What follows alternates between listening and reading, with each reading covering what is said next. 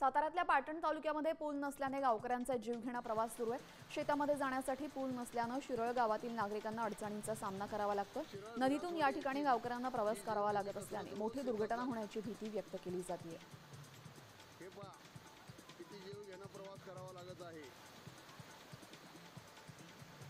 रोज।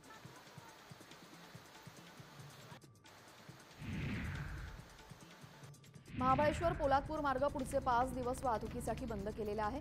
आंबेनळी घाटामध्ये वारंवार दरड कोसळतात, त्यामुळे सातारा आणि रायगड जिल्हा प्रशासनाने हा निर्णय घेतलाय। पर्यायी मार्गाचा वापर करण्याचे आवाहन प्रशासनाने केलेले आहे।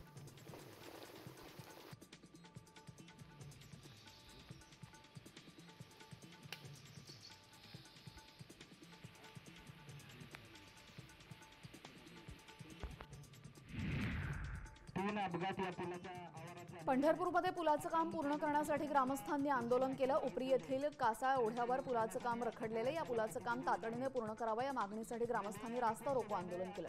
प्रशासनाचं लक्ष वेधून घेण्यासाठी ग्रामस्थांनी एकत्रित आंदोलन केलेलं आहे।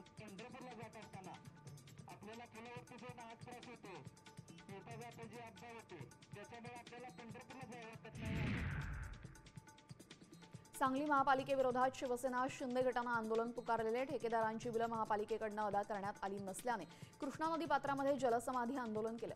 संतप्त शिवसैनिकांनी पालिकेविरोधात नदीत उड्या घेतल्या आहेत।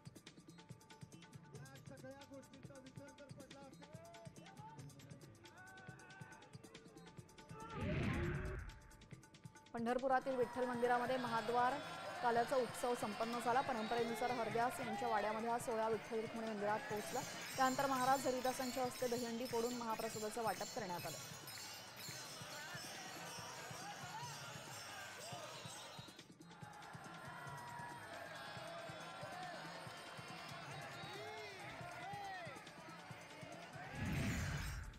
आता isakal.com आहे देशातील नंबर 1 ची मराठी न्यूज वेबसाईट।